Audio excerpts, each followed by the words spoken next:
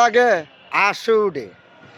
বিএনপির মতো একটা দল নিয়ে কিছু কিছু রাজনৈতিক দল আছে বাংলাদেশে, তারা পুতুলের মতন মনে করে বিএনপির দলটারে। তার মানে কেন কথাটা বলছি আপনারা একটু চিন্তা করেন। এক সপ্তাহ আগে জামায়াতের আমির বলছে বিএনপিকে ডাকছি আলো আলোচনার মাধ্যমে, বিএনপিকে আলো আলোচনার মাধ্যমে সমাধান দেওয়ার জন্য।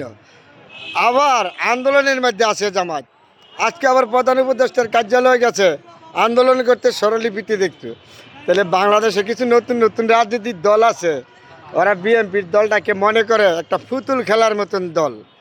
আসলে একটু পিছনে তাকায় নাই বিএনপির দলটা যে জন্ম হয়েছে কোথায় থেকে, বিএনপির দলের মধ্যে কি আছে, কারা রাজনীতি করে, এই ব্যাপারে একটু যদি চিন্তা করতো বাংলাদেশের ভিতরে যারা সকালে জন্ম হয়েছে সন্ধ্যাবেলায় আইয়া যদি খবর লয়। জামায়াতের এক নেতাই কিন্তু তাহের সাহেব কিছুদিন আগে বলছিল বাপের খবর লইও না, তাহলে এ বলছিল যে কথাটা সত্য।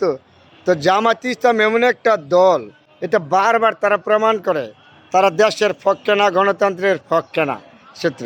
তা বিএনপি নিয়ে আপনার সমালোচনা করেন, বিএনপির দুষ্গুণ আছে আমিও বলি, কিন্তু এমন সমালোচনা করতে যাবেন না বিএনপিকে সমালোচনা করিয়া নিজে জবাব দিতে পারবেন না।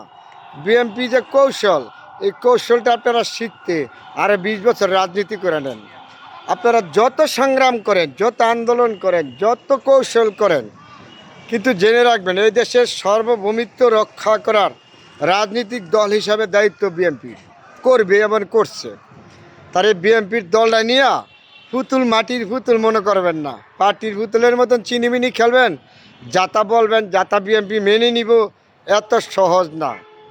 আর যত ষড়যন্ত্র, যত গুপ্তি কাজ করেন করেন, তাতে সমস্যা নাই। এটা গণতন্ত্র বিশ্বাস করে জনগণের মৌলিক অধিকারের জন্য বিএনপি সংগ্রাম করে যাচ্ছে। কিন্তু জনগণের ভোটে সরকার গঠন করবে, এই দেশ শাসন করবে, জনগণের সুখ দুঃখের কথা বলবে। আপনারা যত ষড়যন্ত্র করেন কোনো কিছু করতে পারবেন না। তারপরে কথাগুলি সমালোচনা করার জায়গা দিচ্ছেন দেখে আমরা হয়তো সাধারণ মানুষ আপনাদের নিয়ে আলোচনা করি, সমালোচনা করি। আপনারা রাজনীতি এমন একটা জিনিস, রাজনীতি থাকতে হবে আপনার প্রতিযোগিতা।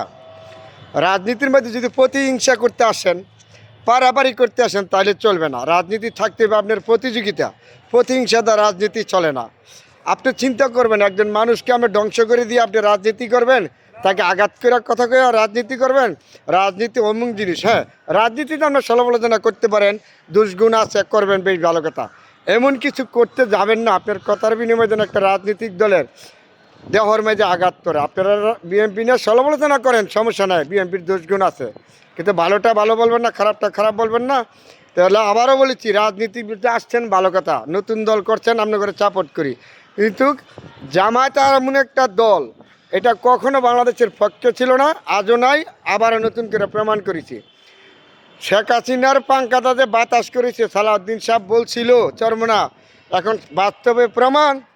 এই 17 বছর শেখ হাসিনাকে পাঙ্খা দিয়ে বাতাস করেছে চরমনা।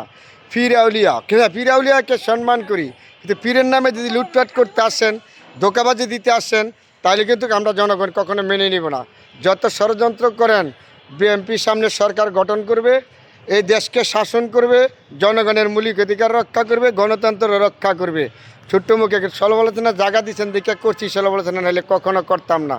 বিএনপিকে মাটির পুতুল মনে করবেন না।